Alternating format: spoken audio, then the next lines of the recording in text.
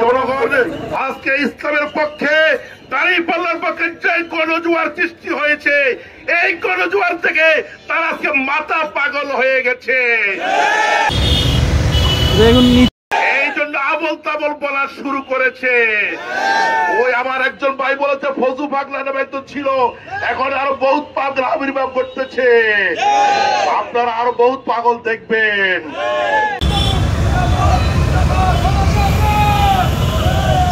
ইনশাআল্লাহ এই দেশের মানুষ আগামী দিনে বাংলাদেশে সন্ত্রাস মুক্ত বাংলাদেশ দেখতে চায়, দুর্নীতি মুক্ত বাংলাদেশ দেখতে চায়, চাঁদাবাজ মুক্ত বাংলাদেশ দেখতে চায়। আগামী দিনে কোন ব্যক্তির আদর্শ বাস্তবায়ন চায় না। আগামী দিনে এই দেশে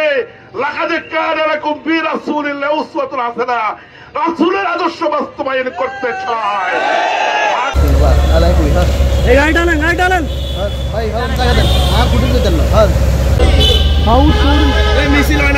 আমি আপনি সবাই আমাদেরকে মরতে হবে।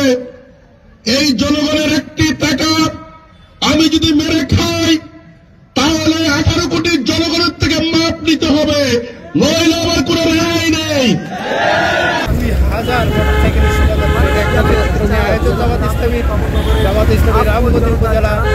ওই আল্লাহর ভয় যদি থাকতো তাহলে আমার রাস্তার যে বাজেট হয় এই বাজেটের প্রতি টাকা কানায় কানায় পরিপূর্ণ কাজ হতো। কিন্তু আজকে দুর্ভাগ্য, যখন টেন্ডার হয় আজকে টেন্ডার বাণিজ্য হয়।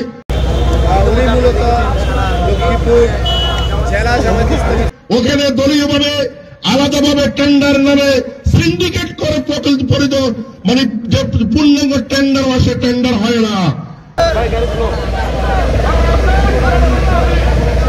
আমি বলতে চাই আজকে দেখা গেছে বাজেটের পরেই ওই এমপির জন্য 10%, ওই দলীয় নেতাদের জন্য 10%, ইঞ্জিনিয়ারের জন্য 10% ও বিভিন্ন কোটায় 10% দিতে দিতে ওই কাজের অবস্থা শেষ।